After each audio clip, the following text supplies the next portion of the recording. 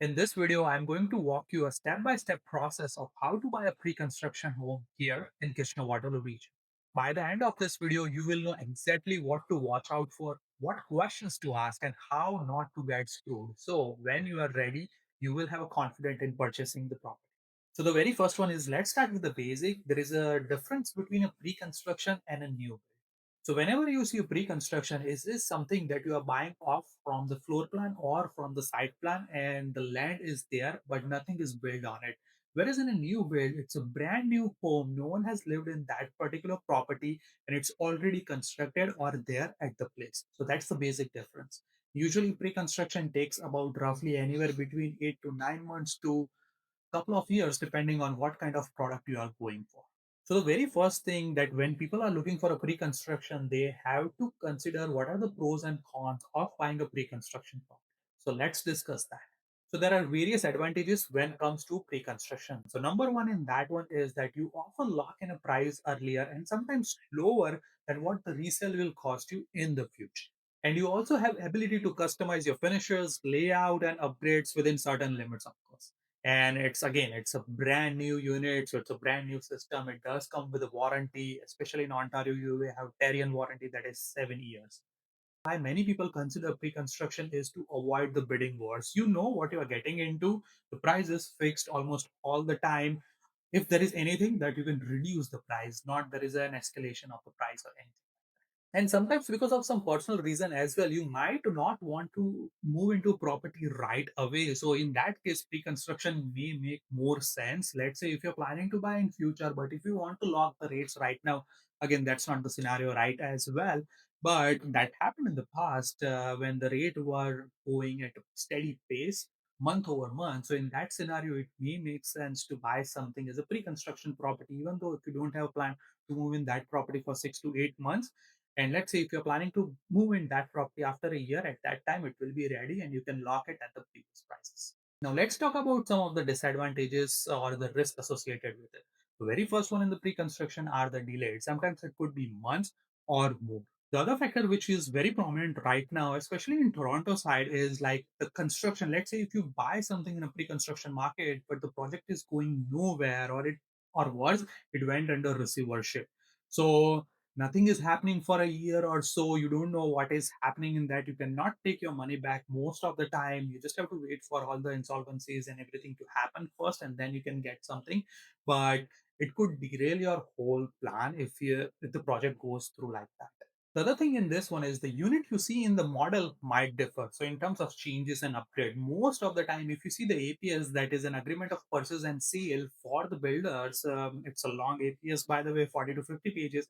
Most of the time, there is a caveat, like you are buying off the render units, not from the actual something that is built down there. So they do change. They have an ability as a builder. They have an ability to change something. Of course, not everything, but there are some things. So make sure you read your APS thoroughly. The other one in this one is the market risk. What happens if the market falls between signing and the occupancy? And we all have seen this. What happens back in 2022, who have purchased back in 21 and 2022, and when their closing comes in 24 and 2025, the market really dropped and they have to come up with an extra cash in order to close the house. And now this is not a disadvantage, but most of the time people don't know what are the hidden costs when they are looking for a pre-construction in terms of upgrade, in terms of interest payment, occupancy fees, and so on. There are so many fees that goes above the ticket price that you are seeing on the pre-construction prices. Now many times when you are looking at a pre-construction project, people do ask like, what is the price per square feet of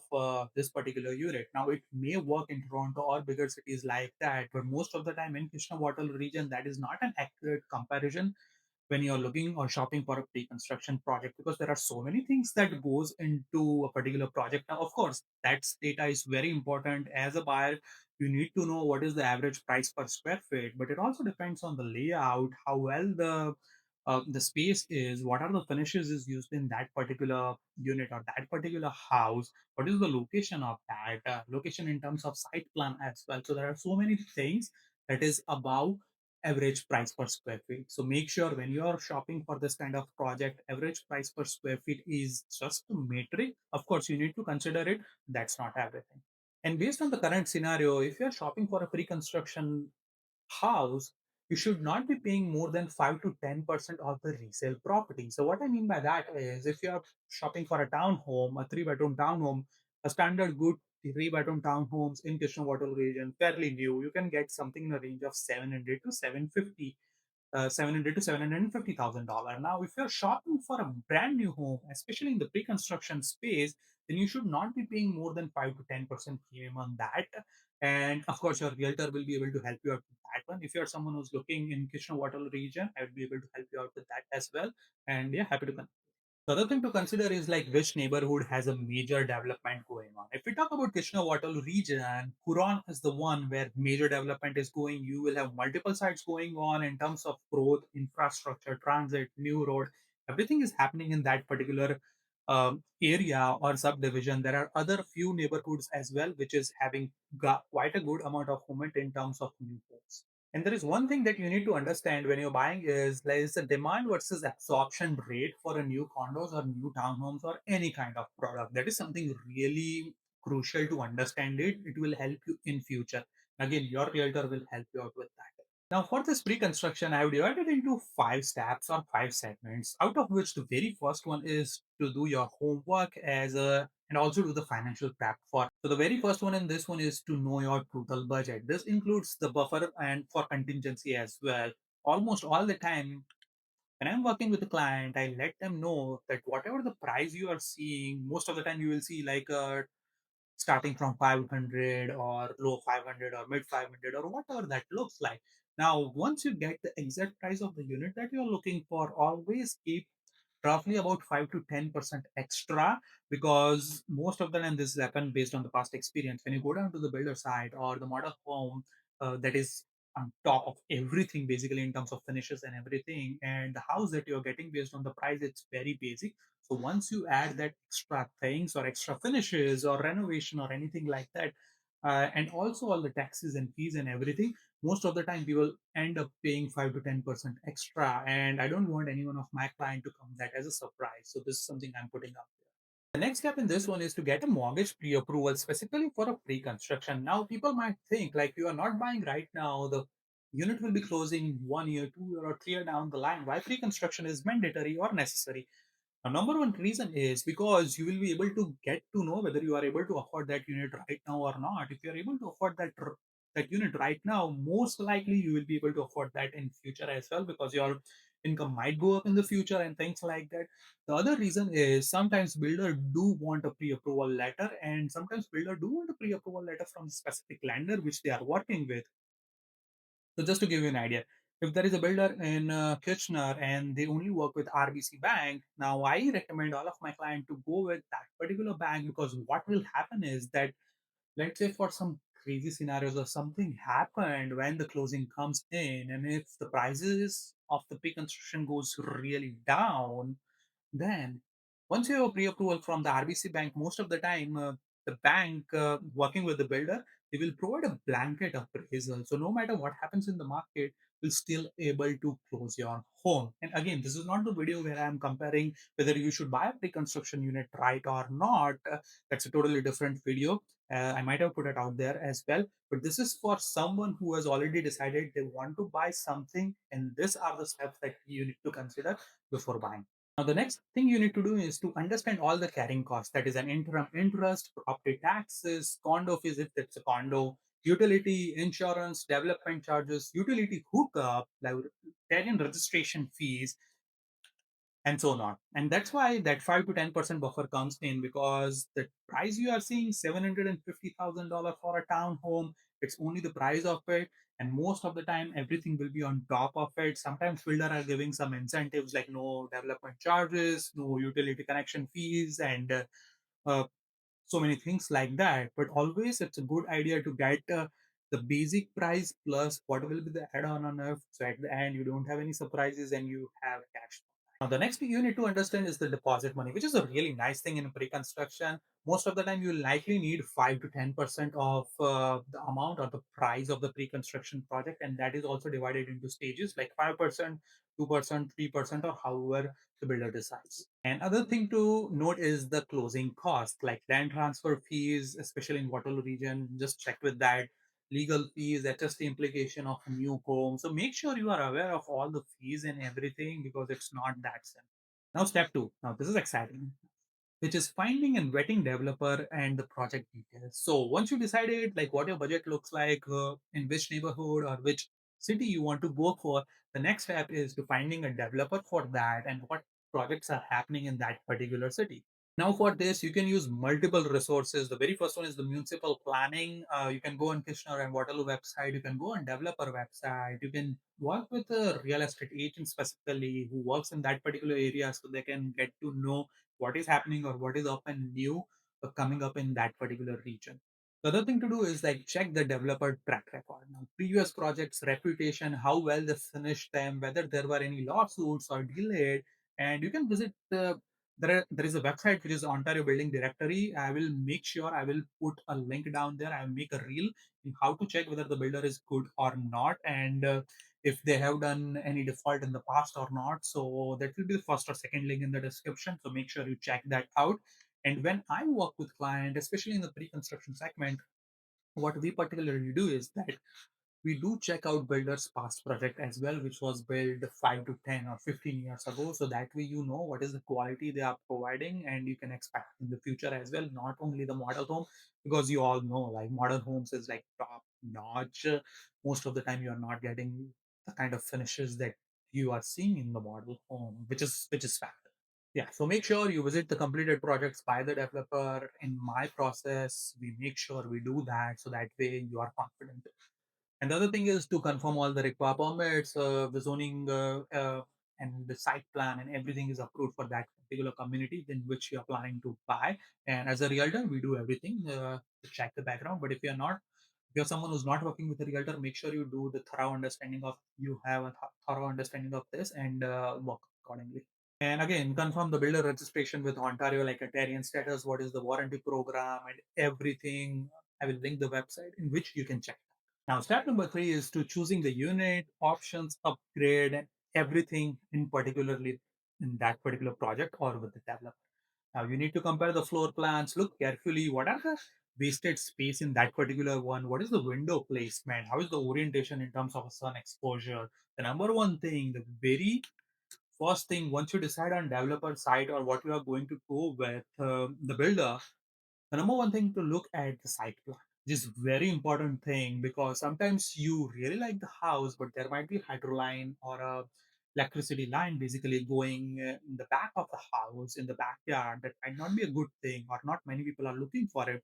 There might be a water wastewater management going are happening just nearby your house. So make sure you know about everything rather than just focusing on the finishes and everything on that particular unit. Make sure what is in the surrounding as well.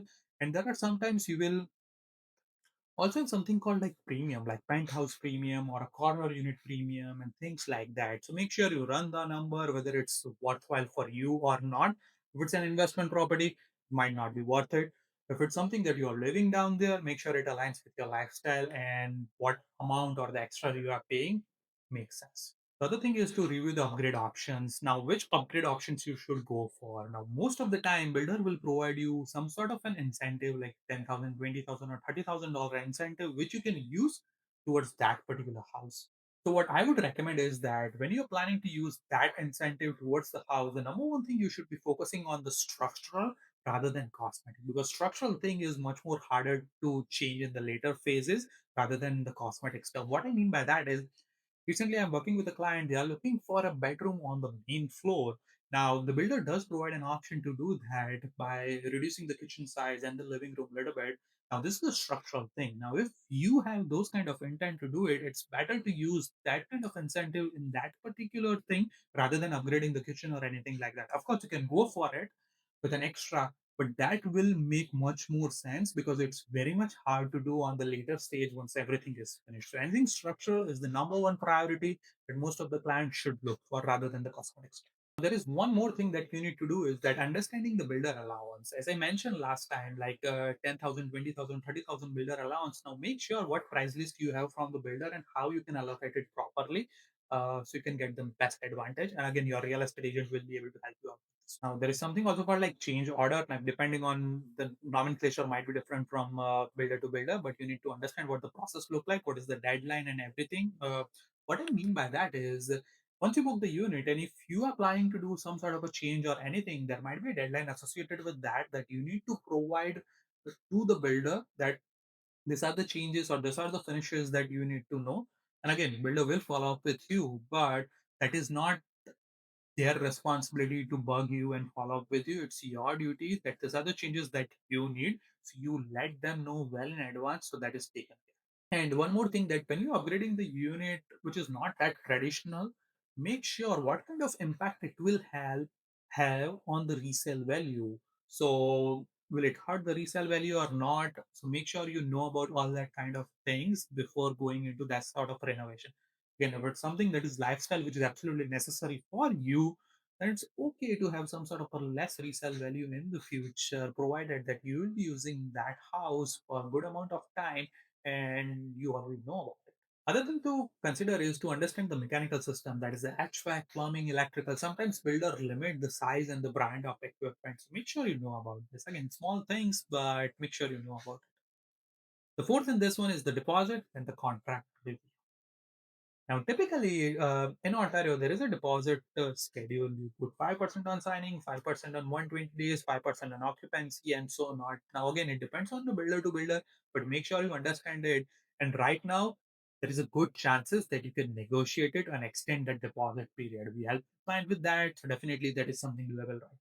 The other thing to understand is the contract and understand if there is an escalation clause in it. Sometimes builder insert escalation clause which automatically increases your deposit or the price if the cost rises and you want to limit that, you don't want anything.